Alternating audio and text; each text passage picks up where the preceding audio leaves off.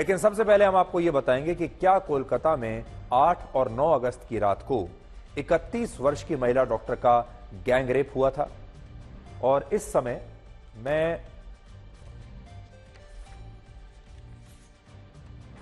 मेरे हाथ में वही पोस्टमार्टम रिपोर्ट है जिसके आधार पर यह दावा किया जा रहा है कि यह रेप का नहीं बल्कि गैंग रेप का मामला हो सकता है और इस घटना में एक से ज्यादा आरोपी शामिल हो सकते हैं।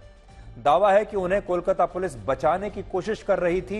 इस तरह के आरोप विपक्षी पार्टियां और कई और लोग लगा रहे हैं कि इन्हें बचाने की कोशिशें हो रही है।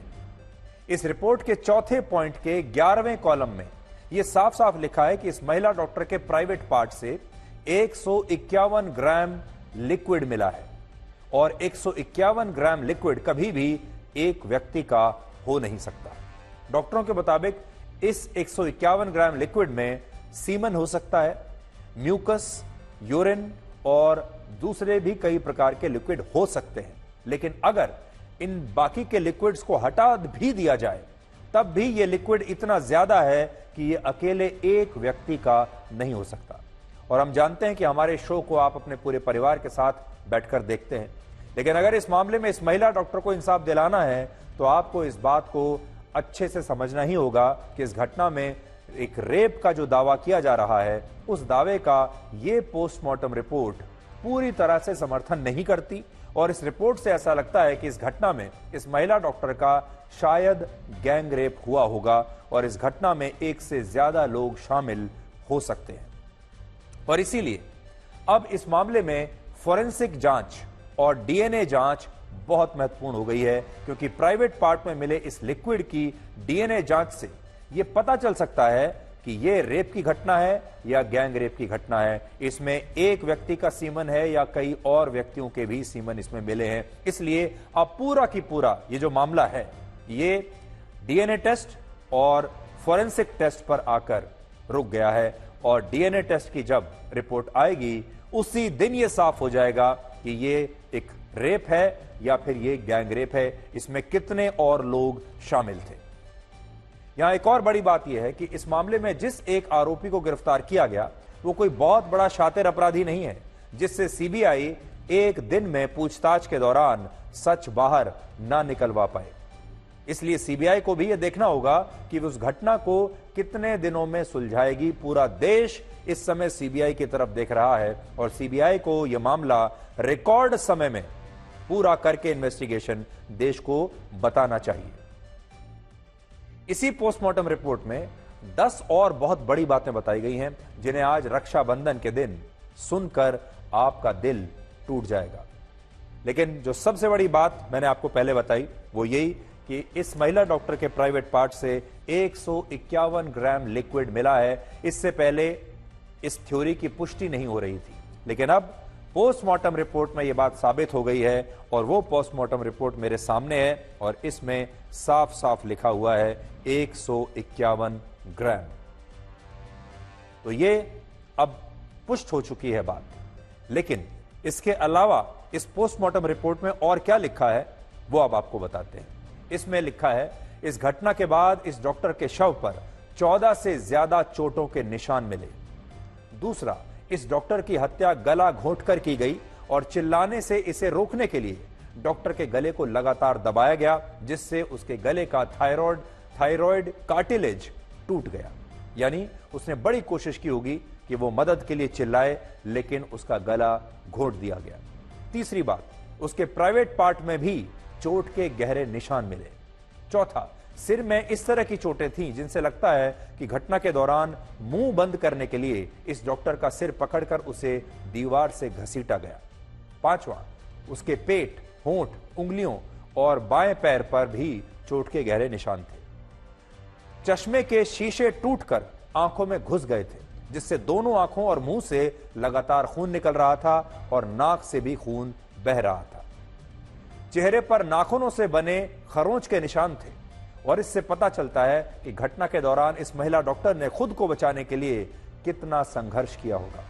और आखिरी पॉइंट इसमें यह है कि इस घटना में इस महिला डॉक्टर को कोई फ्रैक्चर यानी कोई हड्डी नहीं टूटी, लेकिन जिस तरह से इसे यातनाएं दी गई वो यातनाएं बहुत भयानक थी। और सबसे बड़ी बात यह कि कोलकाता पुलिस का कहना था कि यह एक रेप का मामला है, जबकि पोस्टमार्टम रिपोर्ट में जो बातें सामने आई हैं उनसे इस बात की तरफ इशारा मिलता है कि यह रेप का नहीं बल्कि गैंग रेप का मामला भी हो सकता है। और इसलिए आज सबसे बड़ा सवाल यह है कि अगर यह गैंग रेप का मामला है तो फिर बाकी के आरोपी कहां हैं। और जैसा मैं आपको बता रहा था कि इसमें जो अभी तक एकमात्र आरोपी है, जो मुख्य आरोपी है, उसकी कस्टडी सीबीआई के पास है और सीबीआई ने शायद अब तक उससे सब कुछ पूछ लिया होगा, लेकिन सीबीआई सार्वजनिक रूप से वो बातें बताने से पहले साक्ष्य तलाश करेगी। सबूत होने चाहिए, पोस्टमार्टम की रिपोर्ट होनी चाहिए, डीएनए की रिपोर्ट होनी चाहिए, डीएनए सैंपल लेकर उनकी जांच होनी चाहिए और फॉरेंसिक लैब से भी उनके पास सही रिपोर्ट्स होनी चाहिए। तभी सीबीआई भी सार्वजनिक रूप से इसके बारे में कुछ बता सकती है। इस मामले में एक और बड़ा आरोप यह है कि कोलकाता पुलिस इस डॉक्टर के अंतिम संस्कार को लेकर काफी जल्दबाजी में थी। तो आज एक सवाल यह भी है कि इस महिला डॉक्टर के अंतिम संस्कार की आखिर इतनी क्या जल्दी थी, जबकि आप जानते हैं इस तरह के मामलों में जो शरीर होता है, जो शव होता है, वो सबसे बड़ा सबूत होता है। जिस शमशान में इस महिला डॉक्टर का अंतिम संस्कार हुआ, उसके प्रबंधक का कहना है कि शव का पोस्टमार्टम शाम को 6 बजे हो चुका था, लेकिन इसके बावजूद पुलिस शव को रात को लगभग 11 बजे शमशान में लेकर पहुंची और पुलिस की तरफ से शमशान के प्रबंधन को यह कहा गया कि इस डॉक्टर का अंतिम संस्कार बाकी के उन 3 शवों के अंतिम संस्कार से पहले किया जाए जो उससे पहले ही शमशान में लाए गए थे। यानी कहा गया कि बाकी सब छोड़ दीजिए, सबसे पहले इस महिला डॉक्टर का अंतिम संस्कार होना चाहिए। कोलकाता पुलिस ने अपनी जांच के दौरान एक बार भी इस मेडिकल कॉलेज के पूर्व प्रिंसिपल डॉक्टर संदीप घोष से पूछताछ नहीं की। पूर्व प्रिंसिपल इसलिए कह रहा हूं कि जब यह वारदात हुई तब वही प्रिंसिपल थे, बाद में उन्हें वहां से हटा दिया गया, जबकि सीबीआई इसी प्रिंसिपल से पिछले 4 दिनों से 4 बार पूछताछ कर चुकी है। इनमें 16 अगस्त को 17 घंटे पूछताछ हुई, 17 अगस्त को 12 घंटे, 18 अगस्त को 14 घंटे और आज भी सीबीआई सुबह 9 बजे से लगातार अपने दफ्तर में इस प्रिंसिपल से पूछताछ कर रही है, जिससे इस घटना में इस प्रिंसिपल की भूमिका को लेकर कई शक पैदा होते हैं, जिनमें एक सवाल यह भी है कि सीबीआई को इस प्रिंसिपल के बारे में ऐसा क्या पता चला है कि वो आरोपी संजय रॉय से भी ज्यादा अब प्रिंसिपल की जांच कर रही है और इससे लगातार पूछताछ हो रही है। जैसा मैंने आपको बताया, आरोपी जो है इसमें संजय रॉय, वो तो सीबीआई की कस्टडी में पहले से ही है। सीबीआई उससे पूछताछ कर चुकी होगी और सीबीआई के लिए संजय रॉय जैसे लोगों से एक दिन में सारी बातें उगलवाना कोई बड़ी बात नहीं है। और हो सकता है कि संजय रॉय ने सीबीआई को पूरी कहानी अब सब कुछ साफ साफ बता दी हो, सीबीआई के पास पूरी कहानी सामने आ चुकी हो। सिर्फ फर्क इतना है कि हमें और आपको, देश के लोगों को अभी यह नहीं पता चला है कि संजय रॉय ने सीबीआई को अंदर बंद कमरे में पूछताछ के दौरान क्या बताया है, इसके पीछे कौन लोग थे, क्या और भी लोग शामिल थे, क्या ये गैंग रेप था और संजय रॉय को भी बचाने की कोशिश कौन कर रहा है। सूत्रों के मुताबिक अब तक की पूछताछ में इस प्रिंसिपल ने सीबीआई को जितने भी बयान दिए उन सभी में काफी विरोधाभास दिखता है और इस पर यह भी आरोप है कि इसने घटना के बाद अपने मोबाइल फोन का डेटा डिलीट किया। इसलिए बड़ी बात, प्रिंसिपल का नाम है संदीप घोष और यह कहा जा रहा है कि संदीप घोष ने इस घटना के बाद अपने मोबाइल फोन से डेटा डिलीट कर दिया। अब देखिए, डेटा कौन डिलीट करता है? वही करता है जिसके पास छुपाने के लिए कुछ होता है। इससे ऐसा लगता है कि इस प्रिंसिपल ने इस वारदात में कुछ बड़ा सच छिपाने की कोशिश तो की है। सबसे बड़ी बात यह कि इस प्रिंसिपल को मुख्यमंत्री ममता बनर्जी की पार्टी के काफी करीब माना जाता है और यह आरोप कई लोग लगा रहे हैं। इस मेडिकल कॉलेज के पूर्व डिप्टी सुपरिटेंडेंट अख्तर अली का आरोप है कि डॉक्टर संदीप घोष एक प्रिंसिपल के भेष में एक माफिया था, जिसने इस मेडिकल कॉलेज और अस्पताल को अपना एक साम्राज्य बनाकर रखा था। आरोपों के मुताबिक यह प्रिंसिपल इस मेडिकल कॉलेज में होने वाले सभी कामों में 20% का कमीशन लेता था, यानी इस मेडिकल कॉलेज में भ्रष्टाचार चल रहा था।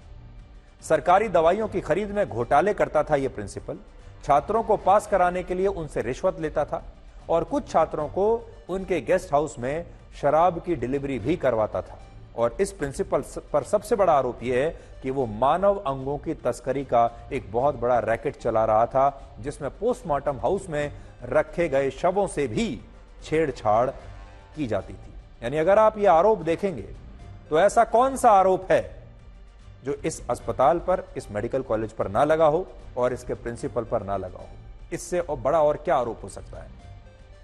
यहां पर पॉर्न वीडियोस शूट होते थे, यह आरोप वहां पर लग चुका है। यहां पर मानव अंगों की तस्करी हो रही है, यह आरोप लग रहा है। छात्रों को पैसा लेकर पास किया जाता है, यह आरोप लग रहा है।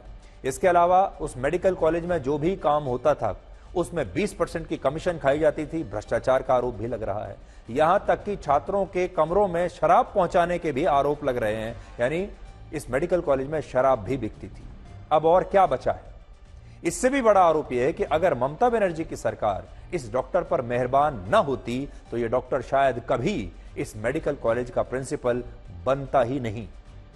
आरोपों के मुताबिक फरवरी 2021 में जब संदीप घोष को प्रिंसिपल बनाया गया, तब चयन प्रक्रिया में इस डॉक्टर को 16वां स्थान मिला था, यानी जो लिस्ट निकली उसमें इसका नंबर था 16वां। इस सवाल पर आते हैं कि क्या यह घटना वाकई में अस्पताल के सेमिनार हॉल में ही हुई थी या बलात्कार और हत्या के बाद इस महिला डॉक्टर के शव को सेमिनार हॉल में एक साजिश के तहत रखा गया? और क्या इस मेडिकल कॉलेज के पूर्व प्रिंसिपल डॉक्टर संदीप घोष इस घटना को पुलिस के साथ मिलकर आत्महत्या का मामला बनाना चाहते थे? यह सवाल इसलिए पूछा जा रहा है क्योंकि पीड़ित परिवार का आरोप है कि अस्पताल प्रशासन ने शुरुआत में पहले यह बताया कि उनकी बेटी ने आत्महत्या की है। अब देखिए, मेरी बात ध्यान से सुनिएगा। आज रक्षाबंधन का दिन है। आज के दिन हमारे देश के करोड़ों भाई अपनी बहनों को उनकी रक्षा का आश्वासन देते हैं, वादा करते हैं, और आज के दिन मुझे आपको यह खबर दिखानी पड़ रही है। और जब हमारे देश की एक बेटी, हमारे देश की एक महिला डॉक्टर ऑन ड्यूटी का बलात्कार होता है, डॉक्टर ऑन ड्यूटी की उसी के अस्पताल में हत्या हो जाती है, तो आप सोच सकते हैं। लेकिन जब उस महिला डॉक्टर के परिवार को जानकारी दी गई तो उन्हें सबसे पहले बताया गया कि इस महिला डॉक्टर ने, आपकी बेटी ने आत्महत्या की है।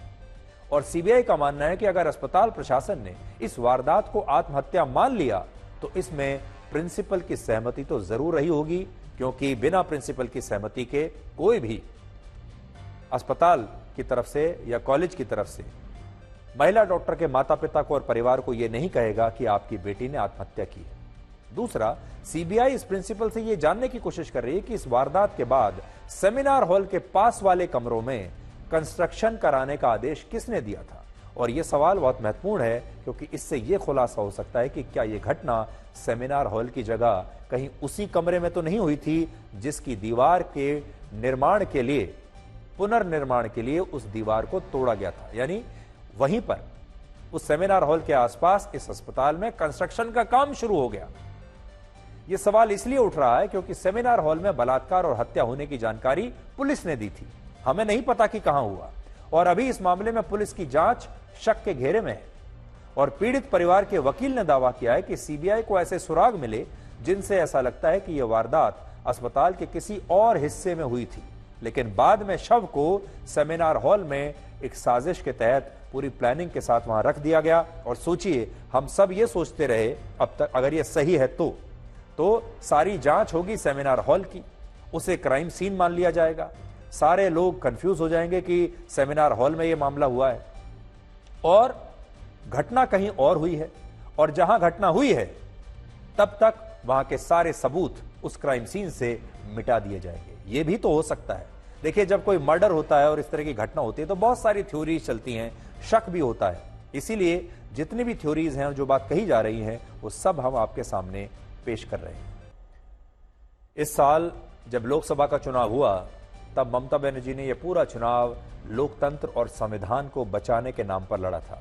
लेकिन सोचिए, यह कैसा लोकतंत्र और संविधान है जिसमें इस रेप की पीड़िता के लिए इंसाफ मांगने वाले डॉक्टरों को ममता बनर्जी की पार्टी के नेता धमका रहे हैं और कहते हैं कि यह महिला डॉक्टर आंदोलन में असल में अपने बॉयफ्रेंड के साथ घूमने आई है। और यहां बात सिर्फ डॉक्टरों की नहीं है। टीएमसी के राज्यसभा सांसद सुखेंदु शेखर ने भी मांग की है कि सीबीआई को इस मामले में कोलकाता पुलिस के बड़े अधिकारियों से पूछताछ करनी चाहिए, लेकिन इस मांग के लिए कोलकाता पुलिस ने टीएमसी के ही इस सांसद को नोटिस भेज दिया और उनके खिलाफ कार्रवाई शुरू कर दी।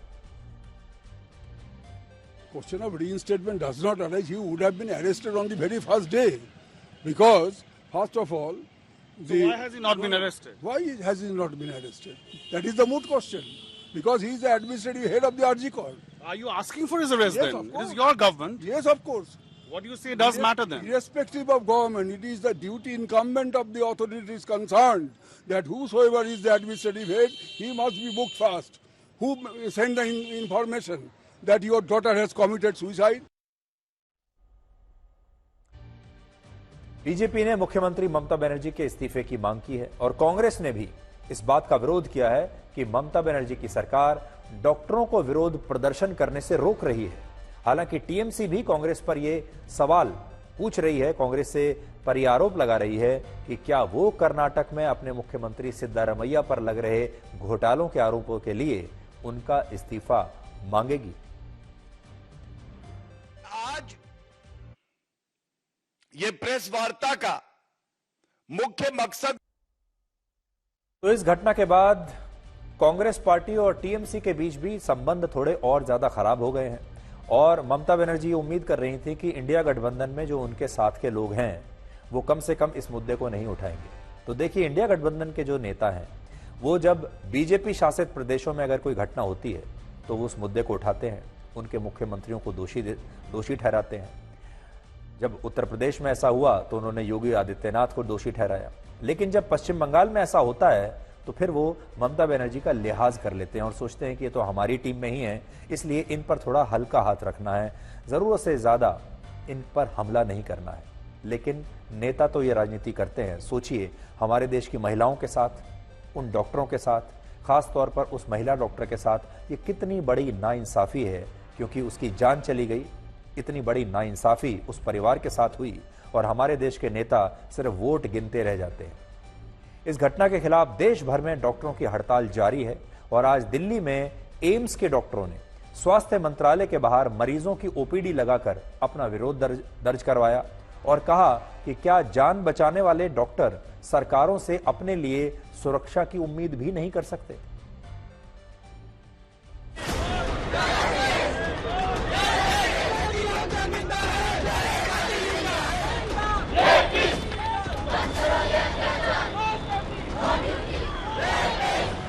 सबसे बड़ा बात वो सोचती क्या है, कौन उसको बिठाए? हम लोग बिठाए, उसको कोई पुलिस नहीं बिठाए, उसको कोई नेता मंत्री नहीं बिठाए। हम लोग बिठा सकते हैं, अगर उतार भी सकते हैं, उतार के दिखाएंगे। ये घटना है देहरादून की, जहां सरकारी रोडवेज के साथ अनुबंधित, यानी एक अनुबंधित सरकारी बस में 5 ड्राइवर और कंडक्टर ने मिलकर एक 16 साल की नाबालिग लड़की के साथ गैंगरेप किया और उसे टॉर्चर किया। शर्म की बात है कि इन आरोपियों में कोई इस बच्ची के पिता की उम्र का था और कोई इसके बड़े भाई की उम्र का था। एक आरोपी की उम्र है 57 वर्ष, दूसरे की 52, तीसरे की 38 वर्ष, चौथे की 34 वर्ष और पांचवें की 32 वर्ष। और ये सबसे छोटा आरोपी भी इस बच्ची से 16 साल बड़ा था, लेकिन इन लोगों ने इस बच्ची पर जरा भी रहम नहीं दिखाया। यह घटना 12 और 13 अगस्त की रात को देहरादून के बस स्टैंड पर खड़ी एक बस में हुई, जिसमें गैंगरेप करने वाले कोई और नहीं बल्कि इस बस के ड्राइवर और कंडक्टर थे।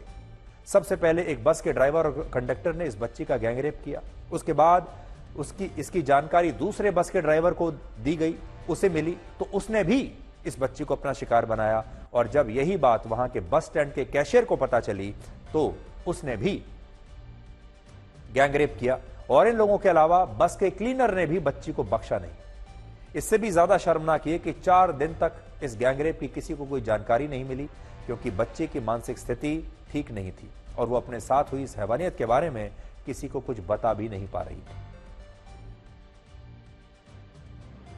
तो आज आप ये देखिए कि हमारे देश में आज आप अपने बच्ची को बस में भी नहीं भेज सकते। आज आप अपनी बच्ची को अगर बस में भी भेजेंगे तो किस तरह के लोग उसके आसपास होंगे, ये आप देख सकते हैं।